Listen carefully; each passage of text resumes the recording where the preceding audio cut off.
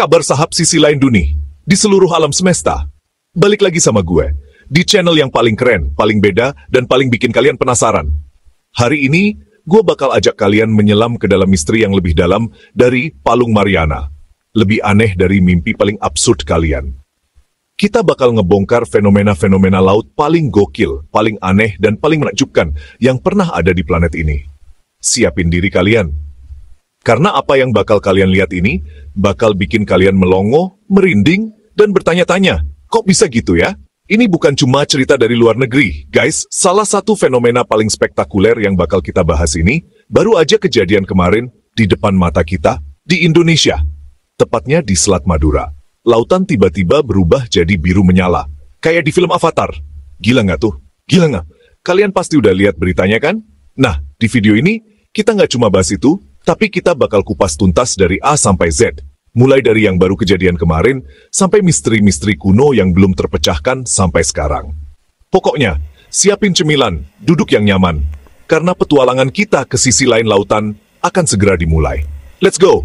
Oke, kita mulai dari yang paling fresh, yang paling viral, yang paling bikin heboh se-Indonesia. Kalian pasti udah pada lihat kan video-video yang seliweran di TikTok, di Tok Instagram, tentang Selat Madura yang tiba-tiba menyala biru terang benderang di malam hari. Gila, itu bukan editan guys, itu beneran terjadi. Tapi ternyata, ini adalah fenomena alam yang namanya bioluminescence. Keren banget kan namanya? Kayak nama jurus di anime. Jadi, apa sih bioluminescence ini? Simpelnya, ini adalah kemampuan makhluk hidup buat ngeluarin cahaya sendiri. Kayak kunang-kunang, tapi ini versi airnya. Yang bikin laut di Madura jadi biru menyala, itu adalah jutaan bahkan miliaran organisme super kecil yang disebut fitoplankton. Jadi kalau ada gangguan, mereka bakal kaget dan ngeluarin cahaya biru sebagai mekanisme pertahanan diri. Bayangin aja, kalian lagi mancing malam-malam, terus tiba-tiba air di sekitar kalian berubah jadi lautan cahaya biru neon. Pasti kaget campur takjub kan?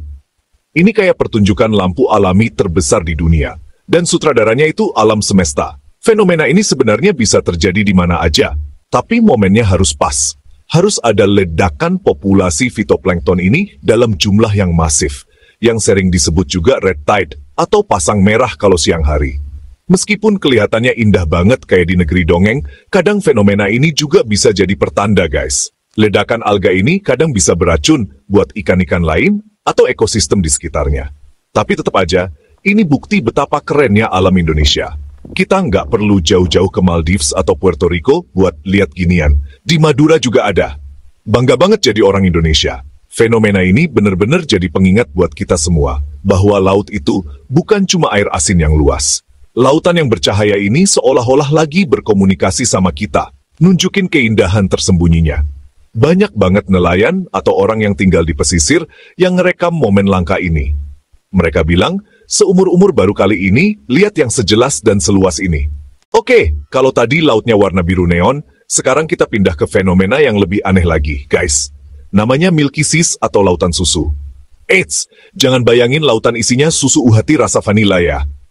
Bayangin kalian lagi di tengah samudra pas malam-malam, terus tiba-tiba sejauh mata memandang, laut di sekitar kapal kalian itu berubah jadi putih susu, bercahaya lembut.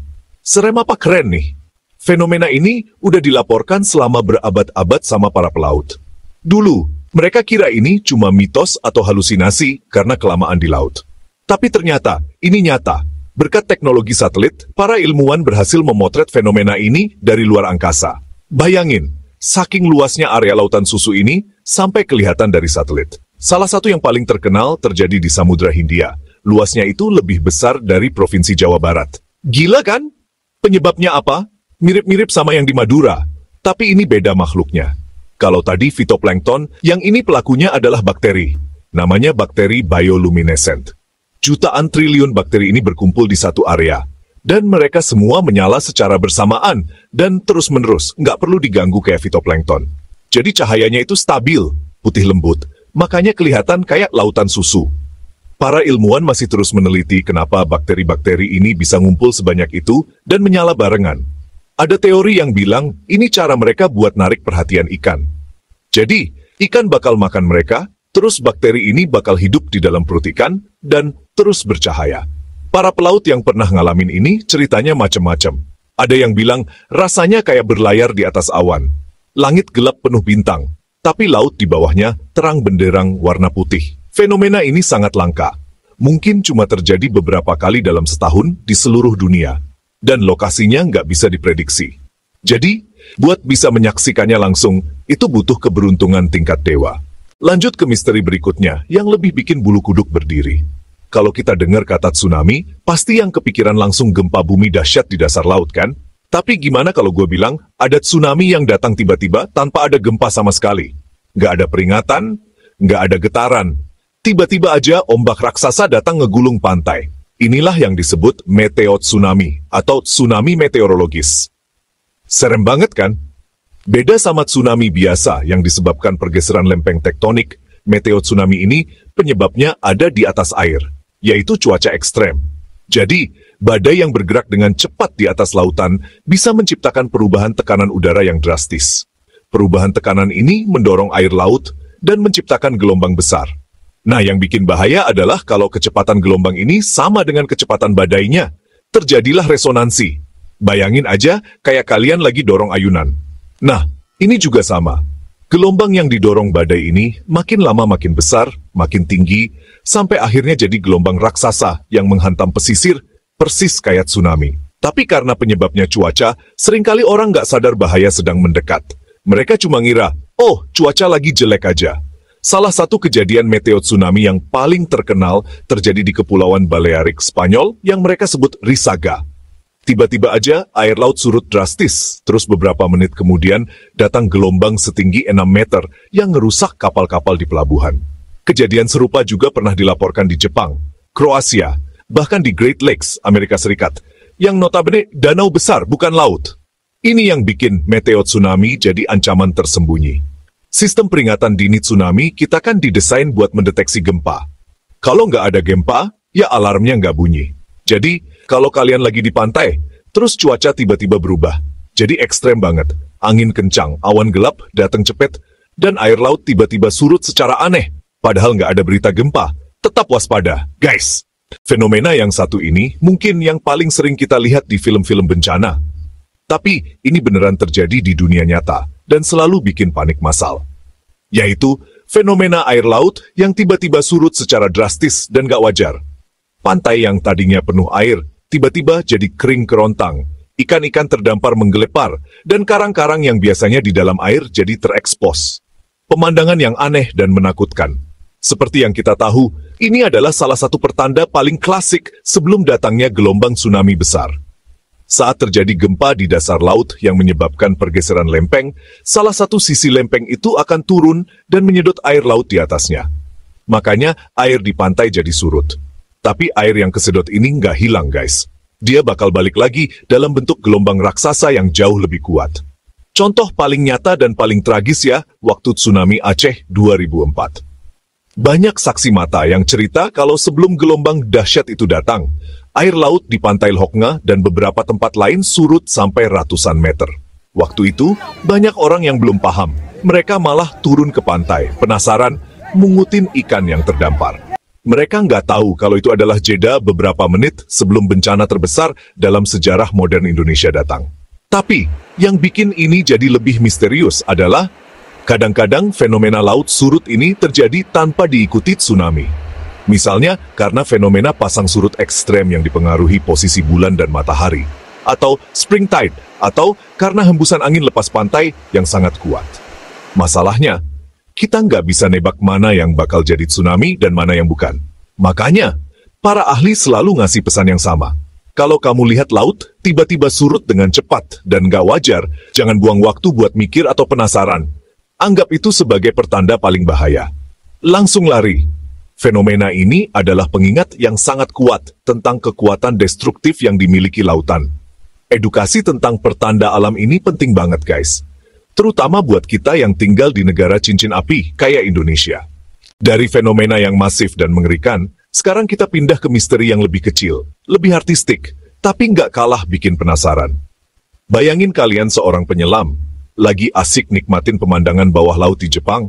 Tiba-tiba di dasar pasir, kalian nemu sebuah pola lingkaran yang simetris, geometris, dan rumit banget.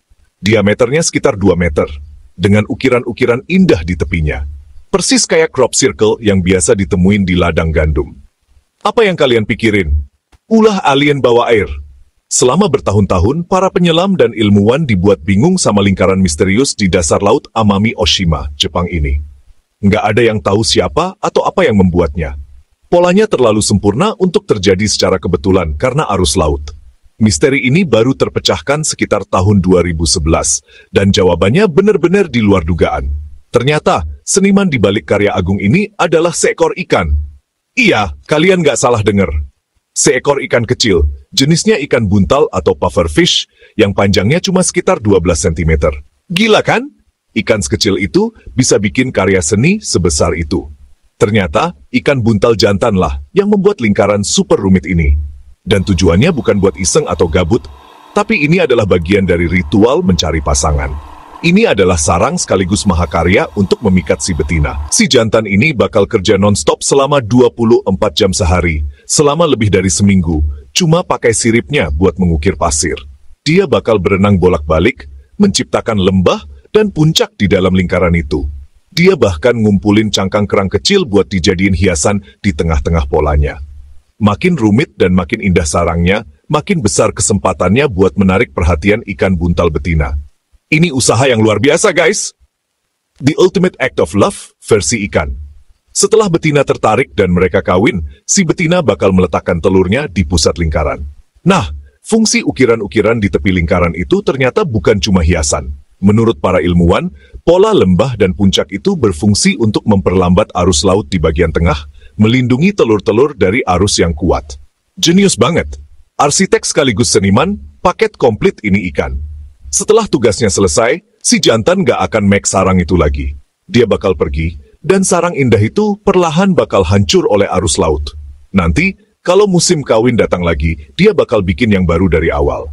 Ini benar-benar nunjukin betapa luar biasanya dunia hewan. Mereka punya kecerdasan, punya insting, dan punya seni dengan cara mereka sendiri yang kadang di luar nalar kita. Misteri lingkaran dasar laut ini jadi contoh sempurna gimana alam selalu punya kejutan. Oke, fenomena terakhir ini mungkin yang paling absurd dan paling sering dipertanyakan. Masa sih beneran ada? Yaitu fenomena hujan ikan. Bukan 1-2 ikan yang jatuh dari langit, tapi ribuan ikan kecil tiba-tiba turun dari langit bersamaan dengan hujan deras.